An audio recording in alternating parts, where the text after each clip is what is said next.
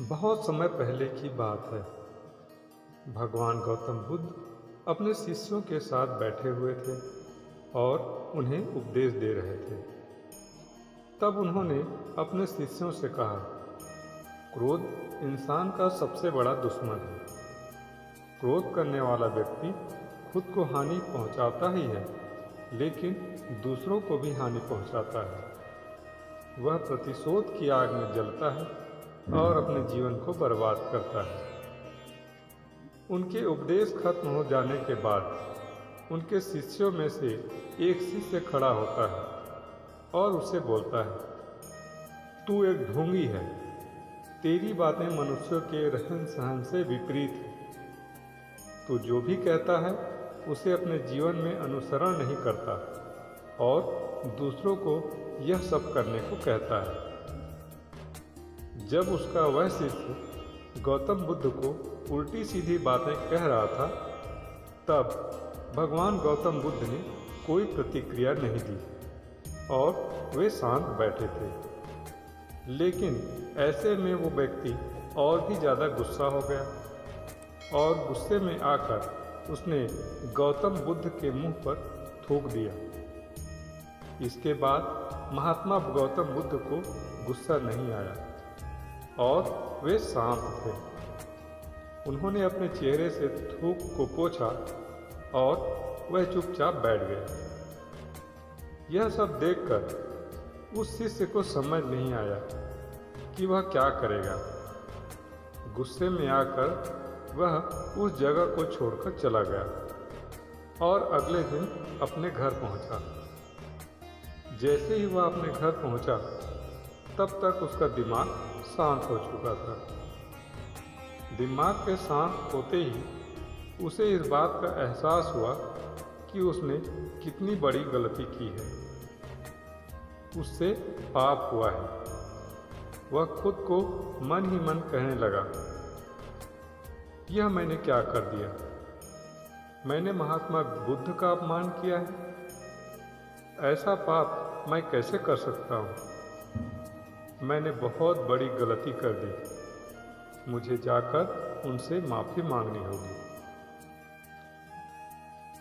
यह कहकर वह तुरंत ही भगवान गौतम बुद्ध के पास चला गया। लेकिन गौतम बुद्ध उस स्थान पर नहीं थे। ऐसे में वह शिष्य जगह जगह भटक कर उन्हें खोजने लगा। जैसे ही उसे महात्मा बुद्ध मिले तो वह उनके पैरों पर गिर गया और उनसे कहने लगा, मुझे माफ़ कर दीजिए। मुझसे गलती हुई है। मैंने आपका अपमान किया है। मैंने यह बहुत बड़ा पाप किया है। यह सब देखकर गौतम बुद्ध ने उससे कहा, शांत हो जाओ। क्या बात है, मुझे बताओ, तुम कौन हो? गौतम बुद्ध के यह पूछने पर वह शिष्य चौंक गया। वह सोचने लगा कि महात्मा बुद्ध मुझे कैसे भूल सकते हैं?